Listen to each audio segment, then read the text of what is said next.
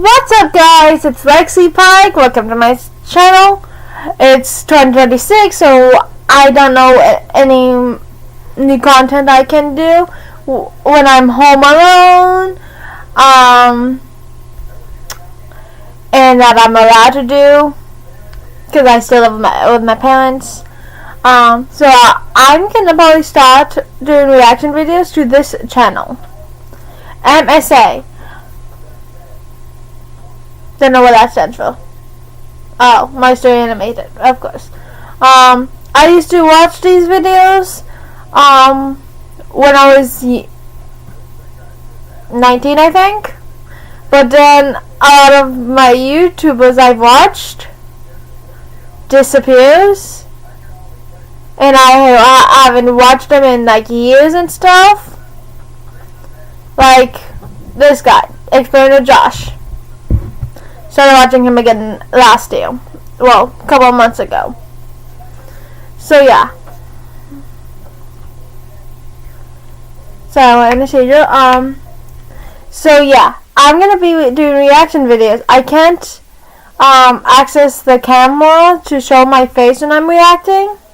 So that's why my face is barely shown. Only when I'm like on live stream it would show. So I'm gonna react to this channel. I like these channels, so I'm gonna subscribe. All. Okay. And I'm gonna do the oldest, 5 years. A doctor offered me $20,000 to test something on me. I agreed. Someone stole my phone and all my secrets. Wow. My crush was spying on me. He saw everything. That's suspicious. My kidnapper is now my boyfriend. If it's an actor, then okay. My girlfriend got sick after I kissed her. Okay. I found my wife. You spelled it without an S. It's supposed to be like, I found my, and then that upper comma S, biggest secret. My brother couldn't say what my crush did. I hid under a billionaire bed. I am the principal's daughter. I know every secret. I wish we never found my kidnapped sister. That is harsh! Well, on second thought, if Hannah did get kidnapped, I wouldn't care. Because what she put me through. I don't like my cousin. My cousin doesn't like me. This is fucking like relatable to me. Someone has been living under my pillow for months. Under your pillow? For months. I'm probably gonna react to that one. I used hearing aid secretly. And then the thumbnail's like, don't worry, she is deaf. Okay. I found who swapped me at birth. My boyfriend found out I like someone else. OPS. What's that? Weird noises from my crush's room revealed her secret. Okay. I kissed my boyfriend and woke up. Isn't that what you're supposed to do? You kiss your boyfriend, and then you go to sleep, and you wake up. A stranger keeps visiting me at night. Okay. I stole my dad's keys to the school. He is the principal. With me, I have to do my titles like this, like all capitals at the beginning of the words because I'm on my OCD. But if it's like this, it's because I'm either lazy to retype it, or I just would capitalize every single letter of the beginning of the word. A gold digger became my hero. Okay. My crush showed me a secret about my dad. Why my dad face on your body? What the fuck?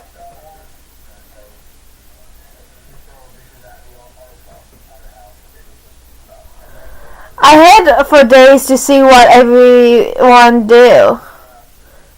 I saw my boyfriend's blocked messages. I became rich overnight. I don't think I've seen any of these. My crush made me date him to hide what I did to him. What did you do? I sneak into people's houses and watch them sleep until he woke up. And that's why I am paranoid to keep my door unlocked at nighttime or when I'm home alone. We hid in my crush closet when they entered. I'm allergic to cold. I think I've seen that one. It's a whale allergy actually. Here, you can be allergic to the cold and water. Here, I'll look it up. Allergic to water and the cold is called what? I did not see any cold, but okay. Cold. Cold, whatever that word is.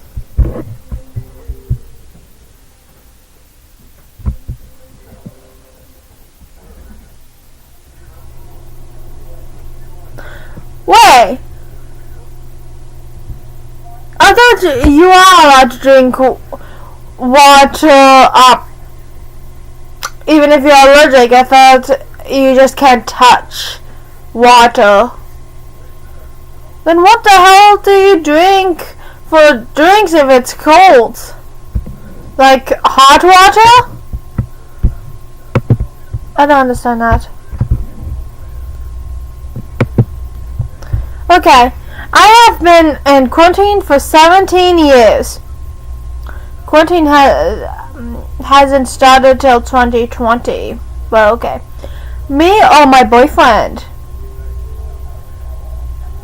I don't know. No one at school will forget they saw everything. My family disappeared after a game of hide and seek. Okay.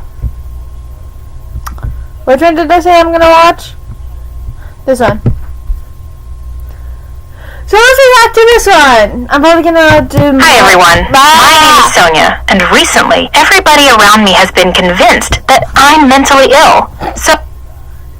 Are you done? Okay. So after this, I'm probably gonna watch another one, since I couldn't post anything on YouTube on New Year's Day because I had to wait 24 hours because I posted 10 videos, so it got limited again to 10. And I didn't realize I posted 10 videos, which was mostly my TikToks. So I'm gonna record and react to multiple of these stories. So go subscribe to this person. I'll put the link down below, and I'll tag their name so you could easily click. Well, and yeah. So let's get started. Is that bookmark? Yep. Okay. So let's try this again.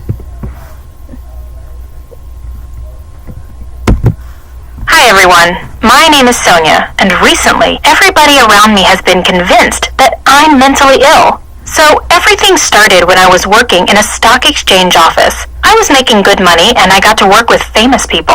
It was all great. I had a best friend in the office named Bridget, and I got to go home every night to my loving fiance Drew. That was until one night when things started to get extremely weird. Drew began calling me nonstop, worried about how little I was.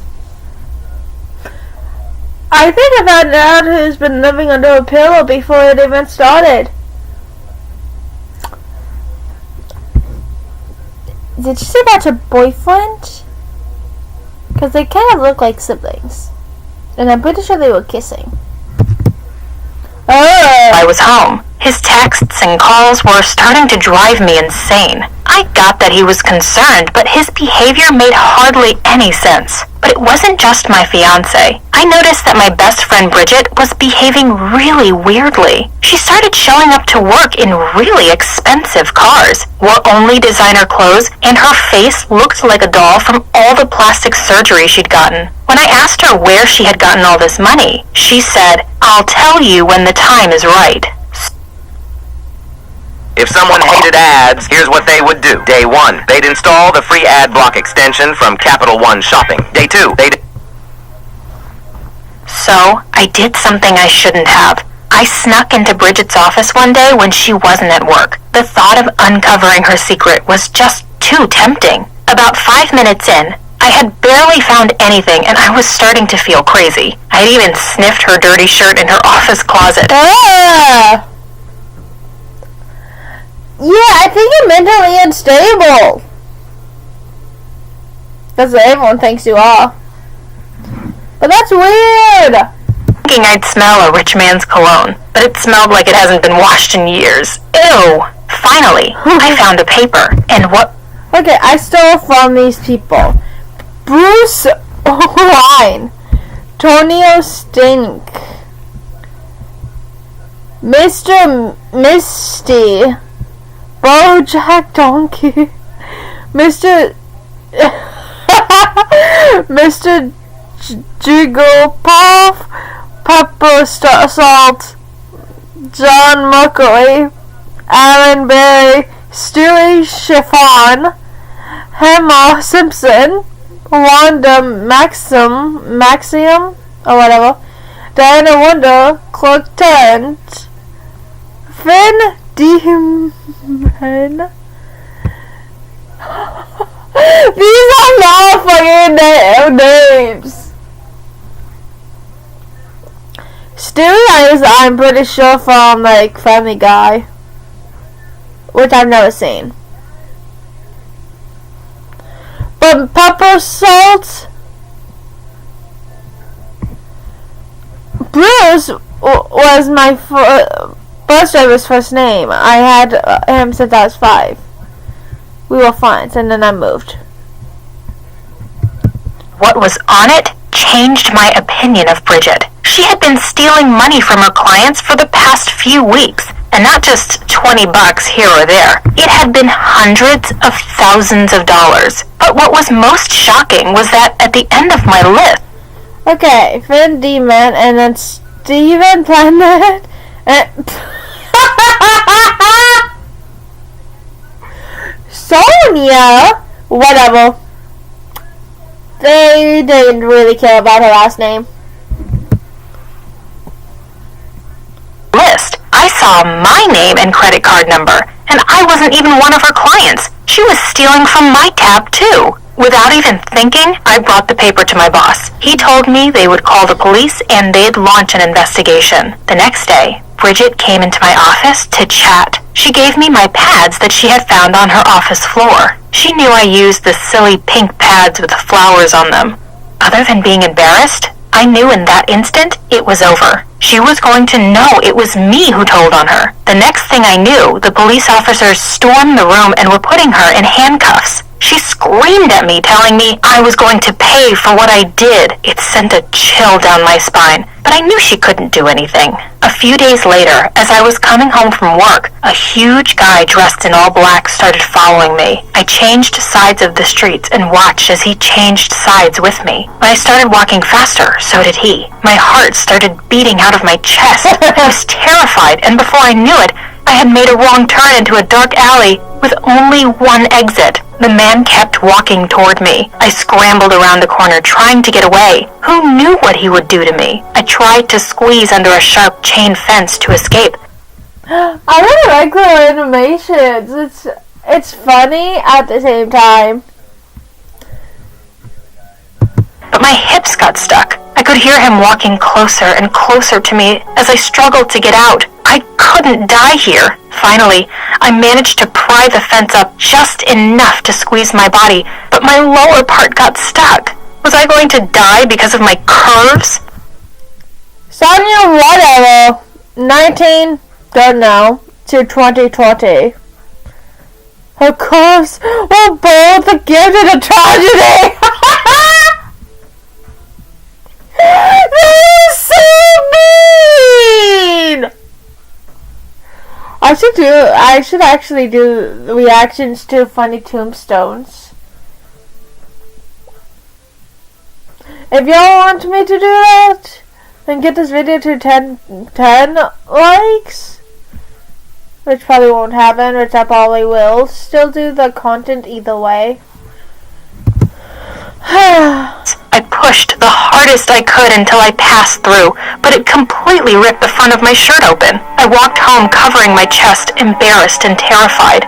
I wanted Drew to comfort me, but instead he started yelling, asking why my shirt was torn apart. Someone tried to hurt me. I thought that these words would stop Drew from being angry at me, but it only made him go crazier. So I mumbled nervously, "A hippo attacked me." I don't know how that came out, but he totally saw through my lie.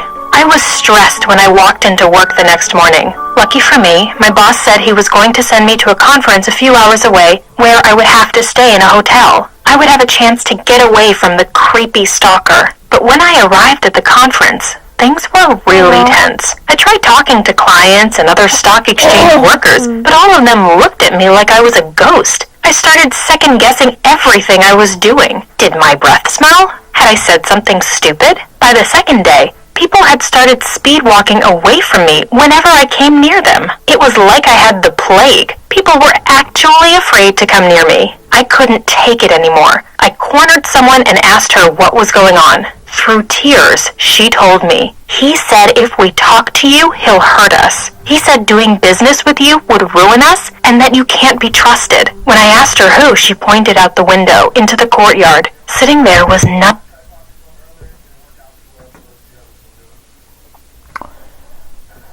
Of course it's the fucking guy. He's dressed up as a robber. Sorry, Madeline Klein, but not interested. None other than the stranger who had followed me in the alley. I felt my blood run cold. He had followed me all the way to this conference? Bridget was really willing to go that far? Even from her jail cell? I had to get out of there, and fast. I ran towards the elevators, desperate to hide in my room for the rest of the day. Of course, I heard heavy footsteps behind me. I could see the stalker rushing down the hallway after me. I banged on the elevator button, trying so hard to get out of there. Yeah, you can't do that repeatedly, because I've done that in an elevator repeatedly, and yeah, I broke the elevator by just constantly pressing a button. But the elevator was too slow. Finally, it arrived and I dove inside. The doors closed behind me just as the man reached them. For the rest of the day, I paced in my room, trying to figure out what I was going to do. Had Bridget told the man to get me, or worse? Every time I looked out the peephole, I held my breath and saw the man was walking by. I realized that I needed to get out of there and soon. If I went back home, maybe I could go to the police about what was going on. I would call Drew in the morning and tell him I was coming home. As I laid down in my bed, I felt something hard inside my pillow. I reached inside and pulled out a microphone. My heart dropped. The man had been in my room. In a panic, So I was wrong. It's not. I thought it was going to be her boyfriend. Because he was being excessive with the calls. So I thought it was going to be her excessively obsessed boyfriend being in her pillows, under her pillow. But I guess it's the stalker. I searched the rest of the room. I pulled out microphone after microphone and dozens of cameras. I finally had some evidence, but at that moment, I realized my room wasn't safe. I ran down to the lobby. Are you feeling overwhelmed at work? Well, get ahead with AI. Grammarly is the AI writing tool that I trust to get time back in my day. If you're already juggling email... sobbing. I told the manager I was being stalked and someone had bugged my room. The cops came and escorted me up to the room. I felt totally relieved. This was going to be the end of all the drama with Bridget. But when we entered the room, there was nothing there. All the microphones, all the cameras, they were all gone. That's when I lost it. I started screaming about how they had to believe me. I told...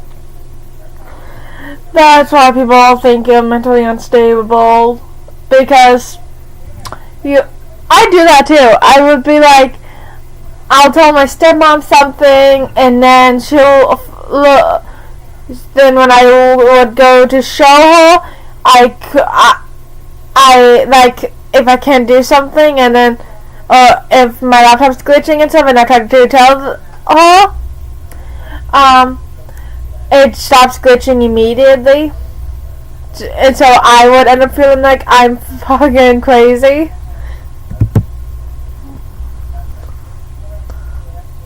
Told them I was being stalked, that I was in danger. I blocked the hall, telling them that they couldn't leave me. That's when the medical team showed up. They tried to get me to calm down, but I fought against them. One of them grabbed me and slapped handcuffs on me. They tossed me in the back of the car and brought me to a facility. When they threw me in that creepy, all-white room, I knew I was in trouble. They told me I had imagined the whole thing, but I knew that wasn't true. I was being stalked. I had seen the microphones and the wires. I stood up with my hands handcuffed behind me, and I managed to move the doctor out of the way. I ran out of the building as fast as I could, with people chasing after me. By the time I was in the woods, I was out of breath and exhausted. I wandered for hours until I found a mechanic shop on the outskirts of town. I asked a man to cut the handcuffs off me, and he did. With my hands free, I knew I had to finally get to the bottom of this. I had to get Bridget to admit what she had done. I traveled to the nearby prison where I knew she would be. I signed in as a visitor and waited in a cold, dark waiting room for her to come out. Would she even meet with me?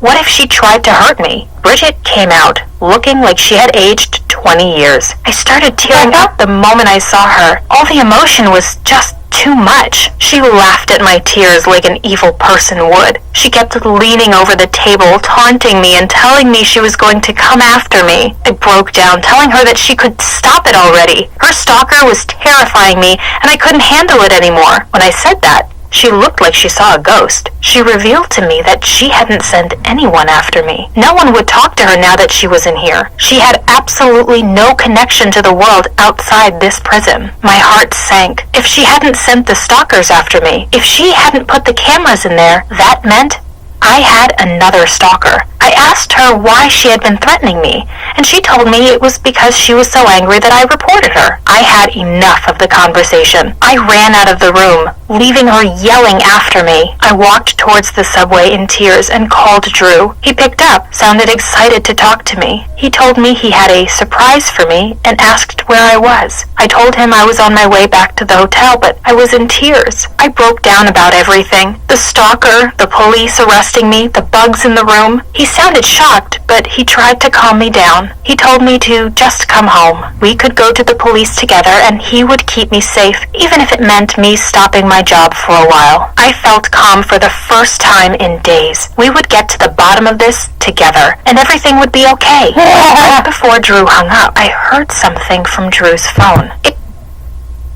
It's another fucking woman, isn't it? It was the subway announcer, only it wasn't for our home city. It was for the city I was in. It was for the subway I was standing in front of. Before I got a chance to ask, Never mind. Drew hung up. My heart fluttered. Had Drew come here to surprise me? I raced back to the hotel to meet him, but when I hurried up to the room, I saw the stalker standing outside my door. I froze. He held cameras and wires. Drew stepped out of the room, carrying more wires. I couldn't believe my eyes. Drew was behind all of this? He knew. So I knew it! Sorry, that was loud. I knew it was a fucking boyfriend! I had a feeling! My stalker? I screamed at him and he revealed the awful truth. I stayed at work so late he was sure I was cheating. He hired the man to find out the truth, but after I saw him following me in the alley, Drew changed his plan. He hired the man to try and scare me, thinking it would keep me from staying out at night or going anywhere that wasn't home with Drew. Before I left for the conference, Drew turned my location on my phone so he could see everywhere I was going. He was convinced I had to be calling the man I was cheating on him with, so he had the investigator put wires in my pillow and cameras in my room. He had even told people at the conference to stay away from me so I wouldn't cheat with anyone else. I was shocked. He had put my business at risk and had nearly put me in a mental hospital. I told Drew that we were done, and I flew home to pack up my things. Turned out, Drew was the psycho one, not me. I was loyal to him the whole time, but that jerk didn't believe me and hired a creep to stalk me. I prefer to be alone rather than with someone who doesn't trust me. So what do you think of my story? Have you been with someone crazy like my ex-fiancé? Let me know in the comments down below. Dang.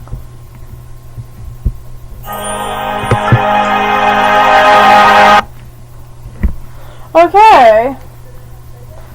Story number 1 is done.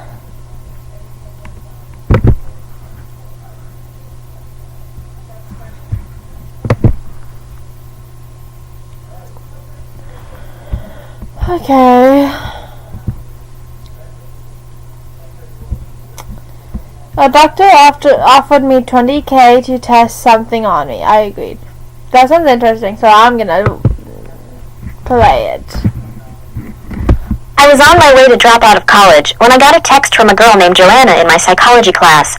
She said there was a new lab in town offering $20,000 to people to volunteer for some medical experiment. I didn't know whether to laugh or cry. You see, I didn't want to drop out of college, I just couldn't afford it. I'd flunked a few tests and my parents had stopped paying for my tuition fees because they were so disappointed in me. Well, I'd show them. I'd sign up for this experiment and get my cash dollar. I messaged Joanna back and asked her where I could sign up. She said she was driving over there now and would pick me up. Wow, this was too good to be true. When we pulled up at the address, I was a bit confused. It didn't even look like a hospital or anything. In fact, it looked a bit creepy. We walked towards the entrance, and I seriously felt like we were about to be murdered or something. The door slid open, and inside, everything was white. It was so bright, I actually pulled my shades down. There was no one around, so I said, "Hello?"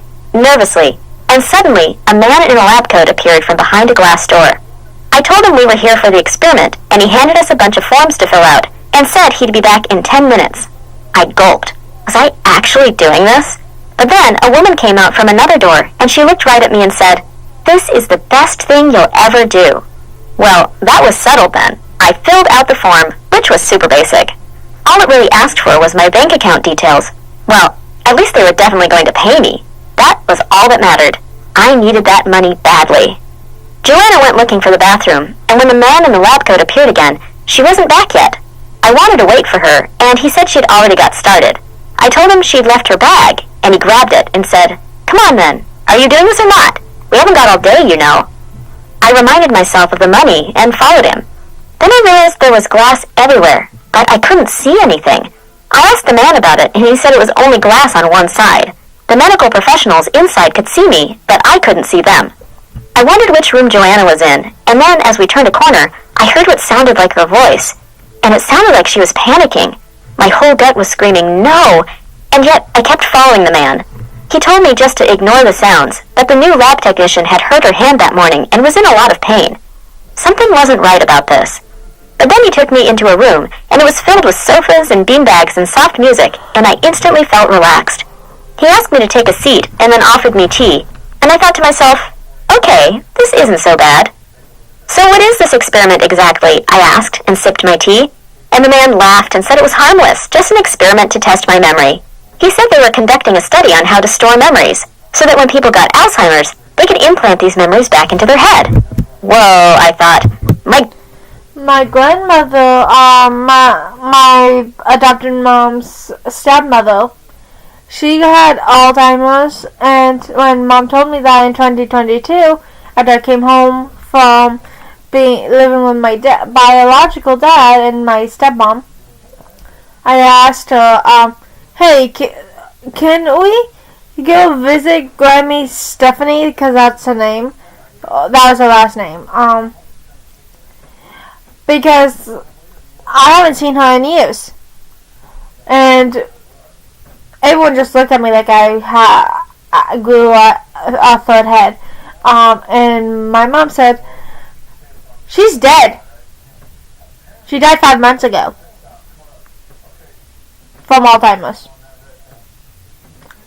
I didn't even cry though, because I haven't seen her in years. The last time I saw her was when I was like in elementary school. So I was like 9. My grandma should have done this then. She actually did have Alzheimer's. Surely I was too young for this, I said to him, but he replied with, the younger, the better. Then he asked me to follow him again. The next room had lots of machines and wires, and it felt like a hospital. I took a seat, and he started attaching wires to my head. He said he would ask me a series of questions, and the wires would record my brainwaves along with the memories. Then, the next time I came to the lab, they'd test my memory again. Are you a Roblox fanatic? Microsoft Rewards I don't play Roblox that much. says a brand new way for you to earn digital gift cards from Roblox. Again to see if anything changed. Hang on. Next time?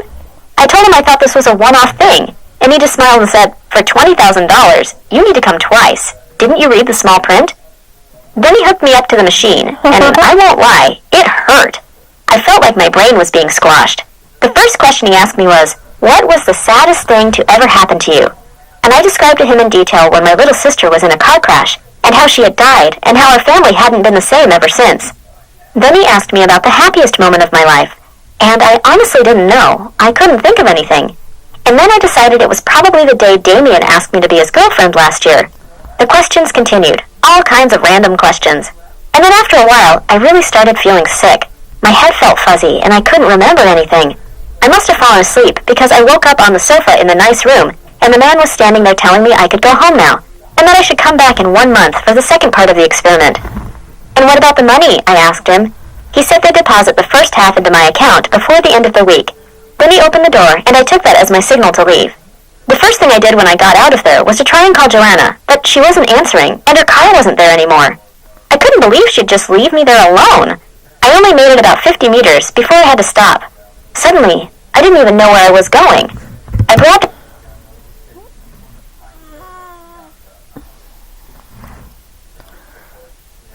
Sorry, I was in a seizure. Yeah, I think that experiment is giving these people Alzheimer's. Come on. Onto a nearby wall and slid down onto the ground, clutching my head. I took a headache tablet and hoped the pain would go away, but it kept getting worse. Somehow, I made it home. That night, I fell asleep really early, and the next day, I woke up to some missed calls from Joanna. When I got to college later that morning, I saw her in the courtyard, chatting to Damien. I hadn't even known she had a boyfriend. She was flirting with him, and I marched right up to her and asked why she'd just left me yesterday. She said she hadn't been feeling well, so she rushed home. Then she gave Damien a hug goodbye and asked if we could talk. I didn't want to talk to her. I felt like hitting her. But I wanted to know if she'd received the money yet. She said she hadn't, but that it would come soon. Then she said she'd been feeling kind of emotional since yesterday. I told her I just felt sick, and then suddenly she was crying. She said she missed her sister so much, and life was just really sad without her in it. I felt bad for her. I couldn't imagine losing a sister. I mean, I was an only child, so I didn't even know what it felt like. But then I got a message from my mom asking if I could pick up flowers on the way home for Amy's grave. And I had no idea who Amy was. Oh, okay. I was so confused. Because she mentioned that her sister died to the doctors, but then she said she was the only child. She's just having one of those Alzheimer's pills. My head felt fuzzy, and all I could think about was the clock ticking. If I didn't pay my tuition before the end of the month, I'd be kicked out of college. That day I passed out in class. Luckily, it was in psychology, so Joanna was there too. She was the one who brought me water, and when I'd woken up, she said she was worried about the experiment and that we should go back and tell them how we were feeling. We drove over there and everything looked the same as yesterday, except this time the doors didn't open when we pressed the button. We sat and waited for a while, and eventually a guy came out a side door smoking a cigarette. That's suspicious. He was on his phone, so while he was distracted, we slipped inside.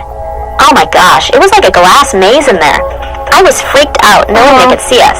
And then I heard voices. Listen, man, I don't know what happened. The memories aren't on the database. I messed up, man. And then I heard, oh crap, look who it is. And then the same man from the day before came through a door and asked what we wanted. I told him I'd passed out and been having extreme headaches and said that I thought it was his fault. Then I demanded my money. He asked how we'd gotten inside and said we were trespassing and that he'd call the police if we didn't leave immediately. I was shocked. I told him we would call the police if he didn't pay us the money he owed us. I was really starting to regret this stupid experiment. Joanna and I left and said if we didn't get the money by the end of the week, we'd go to the police for reals. But then things just started getting worse. The headaches were unbearable, and I went home without the flowers, and my mom was super mad at me.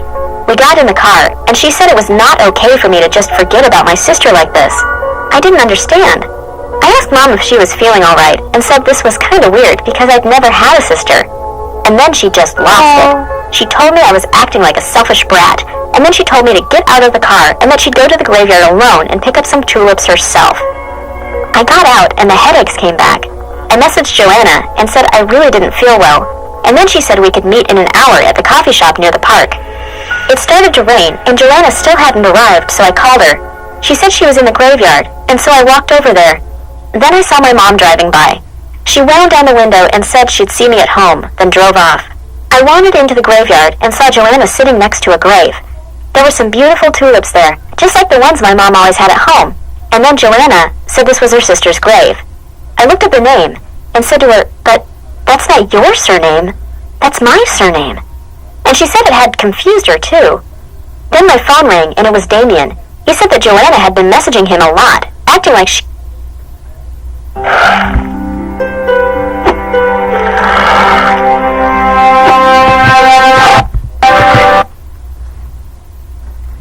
like she was his girlfriend. I said that's because she was his girlfriend and hung up. This was all too much. And then I remembered my mom had said the name Amy that morning. And this grave said Amy. And the headache came back, and I thought I was going to fall over. I told Joanna I couldn't handle this. Something wasn't right. I told her I didn't want to talk anymore. I went home, and the first thing my mom said was that she'd seen a sweet young girl going towards Amy's grave, but she didn't recognize her. And then I looked around the hall, and there were family photos of me, my mom, my dad, and another girl. Was this Amy? Why couldn't I remember her? And suddenly it came rushing back. The man in the lab coat saying they were storing memories, implanting them. What if they'd just implanted my memories into Joanna by accident? And then Joanna called, and she sounded hysterical, saying she'd never had a sister, that her mom was worried about her, that Damien had called saying he was my boyfriend, not hers. And then I knew the medical experiment had gone seriously wrong. I called the police. I told them the address of the lab and said I thought there were people operating illegally there. An hour later, the police turned up at my door, saying there had been a fire, that the lab I mentioned had burned down, and they couldn't find any information about it. I wanted to scream. What about my money? They completely tricked us. I told the policemen about the experiment, and they looked horrified, and said there was no way this kind of thing was okay. Joanna and I both got taken to the police station and had to explain everything. And it turns out, she'd not been asked any questions about memories. She'd just been hooked up to a machine and said it had really hurt. And afterwards, her head had felt different. She still believed she had a sister called Amy who'd died. But then I explained that this was my memory, that they'd somehow implanted into her brain. It honestly feels like some kind of sci-fi horror story. And yet, this is my reality. The police are still investigating, and I really hope they find those criminals soon. The worst part of it all isn't that I didn't get my money. It's that I can't remember my sister. I feel like they stole my memory and gave it to Joanna. It must be pretty bad for her, though, because she has this fake memory in her brain and it tortures her. As for Damien, he was my boyfriend all along, and now that Joanna understands what happened, she's backed off. This is seriously messed up, though, and I feel my life has been changed forever. Fingers crossed the headaches die down and no more side effects appear. How could I have been so stupid? Okay. Okay. Story number 3 coming right up. Well, I'm playing Roblox too. I don't play Roblox as much anymore. But there's this new game that I've never seen.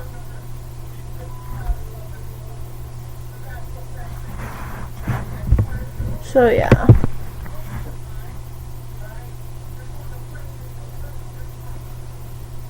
Okay. Popular. Okay, someone stole my phone and all my secrets. Let's do this one.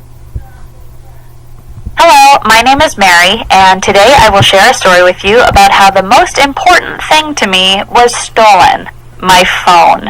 I know you might be thinking I'm a diva who can't live without her precious phone, but let me assure you that that's not the case.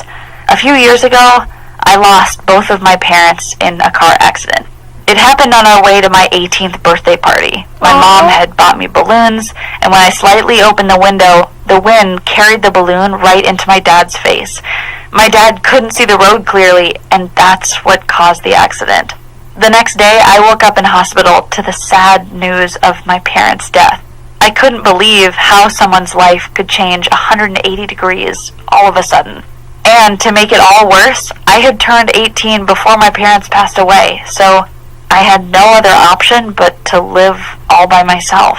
I still went to school because I had a few months left before I graduated, and things were getting pretty tough because I was completely broke. What about my parents' money? Well, everything was transferred to the other family that was involved in the accident. You see, on top of dealing with my grief, the family whose car had crashed in the accident sued me for damages, and I ended up paying them compensation money after signing a settlement contract.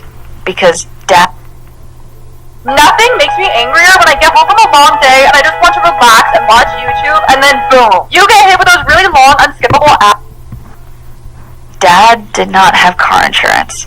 Thankfully, I still owned our house and didn't have to pay any rent, but I realized I had to find a job to keep food on my table. But my finals were coming up, and I needed to study to get my diploma, so finding a part-time job was not easy. I applied at every place I knew, but they only needed full-time workers. I tried everywhere, malls, streets, restaurants, but no one accepted me for a job. One day, I was walking home from school, and I felt really hungry, so I went into a convenience store to buy some food. As I started eating, I heard the boss yelling at the worker, and then she fired her. So I asked that boss if they needed workers by any chance, and she said yes. And that's how I started my first job. I was happy at first, but I realized later that my salary only covered the food and basic expenses, and on top of that, I had no time left to study. While everyone my age was excited about buying the new iPhone, I had to use an old broken one my parents had bought me. I also wore my dead mother's clothes because I literally had no money. One day at school, the teacher gave us a group assignment to work on, and I ended up in a group of 5. We decided that each time we'll meet at a different house, so it would be fair to everyone, and I accepted that, even though I live alone and don't even have snacks to offer them. The first meeting was at Sarah's house. Her parents were so rich. When I walked into their house, I thought I was in some museum. My parents used to have money, but they weren't that rich. As we were walking up to Sarah's room, I was so curious about the place, but too shy to ask for a house tour. So when everyone was working on the school project, I said that I needed to use the bathroom and left her room. No one seemed to bother. I started to explore the house. There were so many rooms. If you wanted a tour, you could have just asked your group, whoever's house that is. Because if I had to do a group project, and they live in a house like that, I would ask, hey, can we have a quick house tour? Not just this and I had to check them out one by one. When I walked into her parents' bedroom, I saw a paper on the side of the bed and saw a blank document with a username and password on it. I couldn't stop myself. I snapped a photo of it. I really needed the money.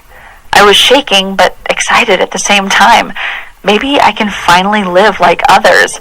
If I take a few $1,000s, no one will notice, right? I mean, they are so rich. I felt so guilty, so I told my friends I had to go home. When I got home, I decided to try and transfer the money to a post office near me. And guess what? It worked. First, I transferred $1,000.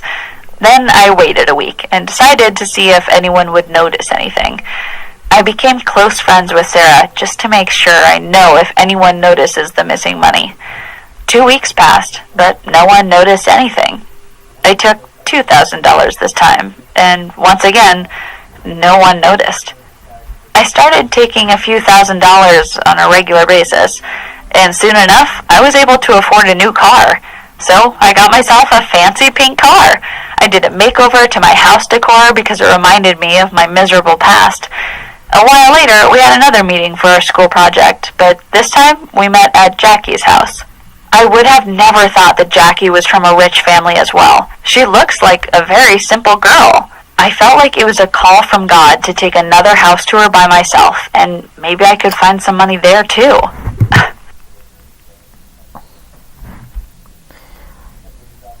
I didn't have any rich friends growing up, but if I did, and I'm that poor, I wouldn't steal the money.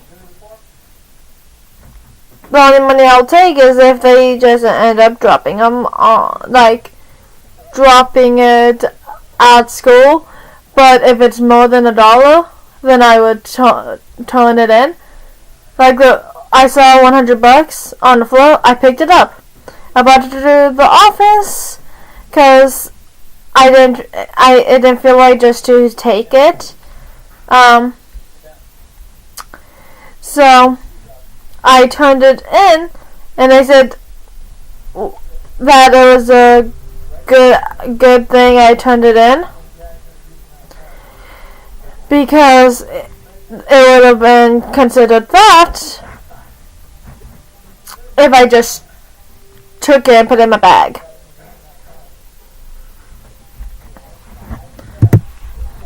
I couldn't believe my eyes. On the kitchen's table here was cash, and once again a credit number with passwords. Who keeps their passwords on the table like that? I couldn't believe how stupid rich people were. I snapped a picture of the passwords and took the cash they left. $700 in cash. What? This time I stayed to avoid looking suspicious, and suddenly, as we were working on the project, Jaden asked, "Where do you get all your money from, Mary? Even my parents can't afford to buy me a brand new car like yours." I answered with a shaky voice that my parents had left me all they had, and that I had decided to enjoy spending it to get my mind off what happened. They all looked at me and smiled, and we continued working on the project. When I got home, I transferred myself some more money to the same nameless post office account. If you're gonna keep on doing that, you're gonna end up getting caught. I do not encourage thefts. I used to be a thief growing up, but I stopped when I was 15. Because I grew up knowing that the only way is to steal. But I stopped when I was 15. Because I knew once I get old enough, I'll end up in jail if I ever stop stealing. So ever since then, I haven't stolen. I did accidentally steal in 2021, and I wanted to turn it back in, because my left hand, I would have my wallet. My right hand is the item I would put on the conveyor belt. It was the opposite that day. So I stole a hairbrush on accident, and when I noticed it, as soon as I got in the car, I was like, "Mom, I want to go back to the Dollar Tree." It's the Dollar Tree. I want to go back to the Dollar Tree and pay for this. And Mom was like, "Stop acting like Hannah, and we're not going back," and just left. I wanted to pay for the brush I accidentally stole, but I just got accused of acting like my sister because she stole girl underwear. That was like $10 on purpose. I stole on accident. Hey, at least I wanted to go back to return the item I accidentally stole. I kept doing that for a while, and I got so rich that I didn't even need my diploma anymore. One evening, Jaden, Sarah, Melissa, and I went to a party their mutual friend was throwing, and I have to tell you, we had so much fun. Loud music, drinks, hot guys, and games. I was so excited that I finally felt some hope in life since my parents' death. I woke up the next morning cuddling with a very cute guy. Everything felt like a dream. I got up and there were people sleeping everywhere, and I realized, What if you can create your own website by saying, this is what I want? With Wix, you can. First up, let's talk about AI color themes. You can get any combos you... There's a mouse. how precious the years of youth were. I left my phone number written on the guy's hand and got up and left. But when I arrived home, I realized my phone wasn't on me. I rushed back to the party house and looked everywhere, but I couldn't find anything. That handsome guy woke up and saw me panicking. "Where were you, beautiful? I've been looking for you, and all you left me is a phone number," he said. "Sorry, I need to find my phone. It's an emergency," I replied. I was checking everywhere, but nothing. Literally nothing. That handsome guy said he'll call my phone so that we can hear where it is. One of the group members stole it, I bet. But my phone was turned off. I knew something was weird because my battery is always full. Plus, I had a charging case on it. There's no way the battery died. I started panicking and couldn't breathe properly. I told him to do me a favor and call the guests one by one. "Relax, it's just a phone and you have enough money to buy another one," he said. No, I need this one. If I don't get it back, my life will turn into hell." He didn't ask any more questions and just helped me search for it. He called all the guests, but no one saw the phone. I made an announcement that whoever gives me back my phone will get $10,000, but that didn't help. When Jaden, Sarah, and Melissa woke up, they started searching with me. They tried to calm me down by telling me that I can easily afford a new one. I knew everyone thought that I was behaving in a weird way. It was just an old phone after all. So I went home and cried my eyes out of fear and guilt. If anyone finds out about that stolen money, I will end up in jail. I bought myself a new phone and decided to try and forget about the phone. Hopefully the person who stole it will fail to open it and just throw it away. But then it hit me. Oh no. Not only had I lost the phone, but I lost the money too. Where will I get money from now, since all the account info and passwords were in it? I decided to visit my rich friends again, hoping that I might find some money here and there. I went back to Sarah's house. I pretended to feel dizzy so that she'd let me stay over, and that's what happened. I stayed over at her house. We watched a movie and painted our nails, and then Sarah fell asleep. I got up and went to her parents' room. Her parents were deep asleep, so I sneaked in quietly, and I managed to get... It's stupid that you... Okay.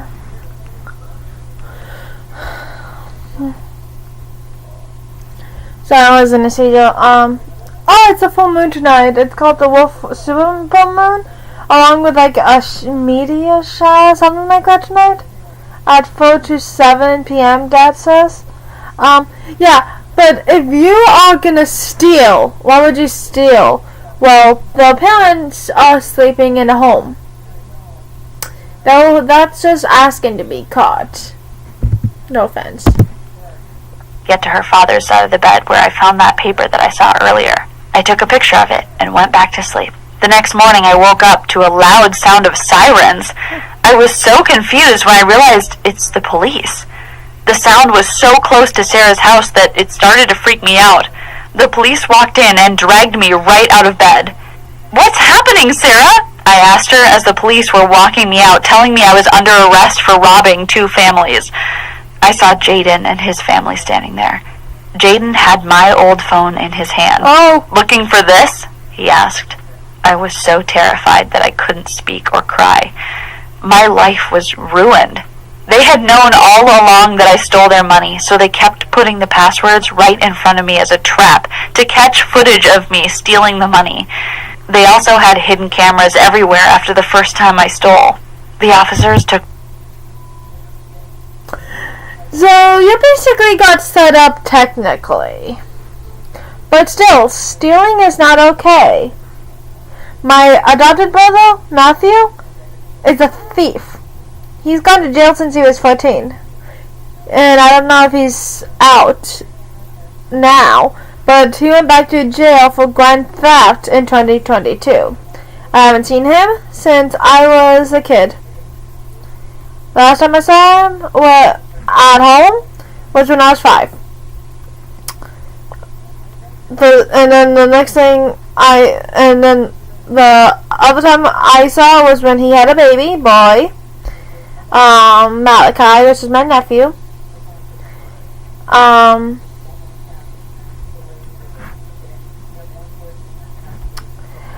And we went out to eat, and I was like in middle school, I think. Yeah, so yeah, stealing isn't okay, because think of this. I haven't seen my brother, full on brother, since I was just a child. But if it wasn't for him, I would be dead. My sister Hannah tried to drown me, and he's the one that saved me.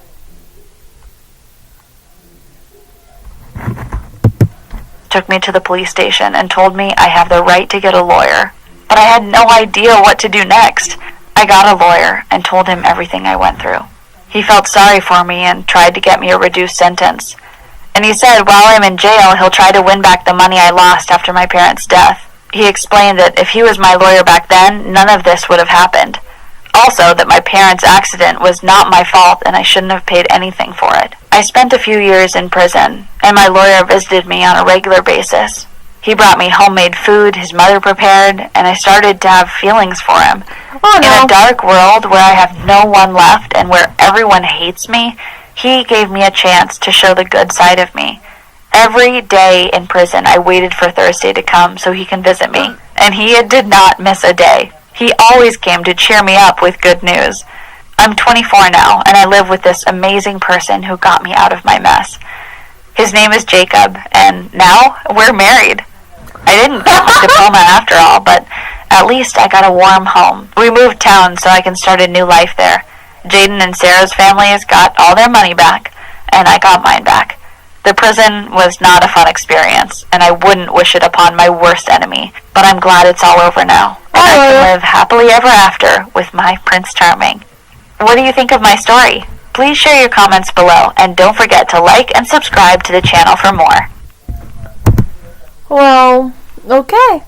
That's the end of the video. When we found out we were pregnant, of course we were looking for any... Well, that's the end of the video. I hope you enjoy, and I'll see you in the next one. Bye!